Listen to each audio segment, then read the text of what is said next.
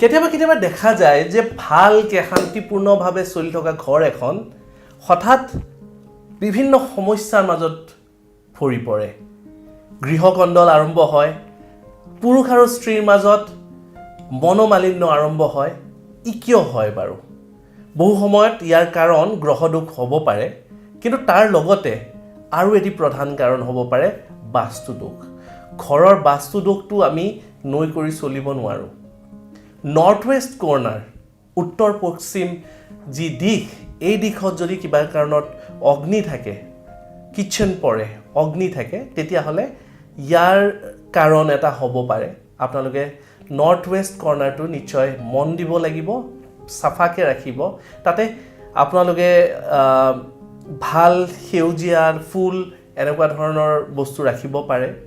লগতে আপোনালোকৰ বেডৰুমটোত আপোনালোকে মন দিব লাগিব বেডৰুমটো যাতে সাফা পৰিষ্কাৰ সিজিল হৈ থাকে তাতে যাতে বহু কাপোৰ কানি বস্তু হাবি জাবি এনেকুৱা ধৰণৰ খেলি মেলি হৈ নাথাকে আৰু এই দিশটোত যদি মন দিয়ে তেতিয়াহ'লে আপোনালোকে বহু পৰিমাণে এই সমস্যাটোৰ পৰা হাত সাৰি চলিব পাৰিব আপুনিও যদি কিছুমান সমস্যাত ভুগি আছে আৰু ইয়াৰ সঠিক সমাধান বিচাৰি পোৱা নাই তেন্তে ইয়াৰ সঠিক সমাধানৰ বাবে আজি যোগাযোগ কৰক বিক্ৰমাদিত্য এষ্ট্ৰো এণ্ড স্পিৰিচুৱেল চেণ্টাৰক যোগাযোগৰ নাম্বাৰ 8822 332200